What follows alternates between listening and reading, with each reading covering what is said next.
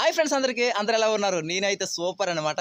మా కొండ ప్రాంతాల్లో ఎక్కువగా దొరికేవి పళ్ళుల్లో అయితే అల్లి పళ్ళు అనమాట. ఇప్పుడు నా దగ్గర ఉండేవి పళ్ళు కాదు, ఇవి ఫ్లవర్స్ మాత్రమే. ఇప్పుడు పువ్వులుగా ఉన్నాయి అనమాట. చూడండి ఒకసారి, చూడండి ఇవన్నీ పువ్వులుగానే ఉన్నాయి ఇప్పుడైతే. ప్రస్తుతానికి అయితే చూడండి చెట్టు మొత్తం ఫ్రెండ్స్, చూడండి చెట్టు అంతా ఫుల్గా పువ్వులతో మాత్రం అల్లుకొని ఉంది.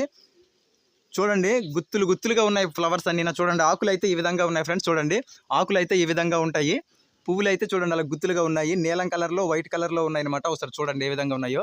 ఇవైతే ఇంకొక నెలలో అంటే జూన్లో అనమాట. మనకు వచ్చి జూన్ జూలై నెలల్లో అయితే ఈ పళ్ళుగా మారుతాయి అనమాట. ఇవి పళ్ళు ఇవి ఏ విధంగా గుత్తులు గుత్తులుగా ఉన్నాయో అదే విధంగా పళ్ళు కూడా అదే విధంగా గుత్తులు గుత్తులుగా ఉంటాయి ఫ్రెండ్స్. జూన్ జూలై నెలలో అయితే మనకి ఈ పళ్ళు ఎక్కువగా మన ప్రాంతాల్లో దొరుకుతాయి. త్వరలో అయితే జూన్ జూలై నెలలో ఈ పళ్ళు ఎక్కువగా పండినప్పుడు ఖచ్చితంగా ఇదే చెట్టు దగ్గరకు వచ్చి మంచి వీడియో అయితే మీకు చూపిస్తాను.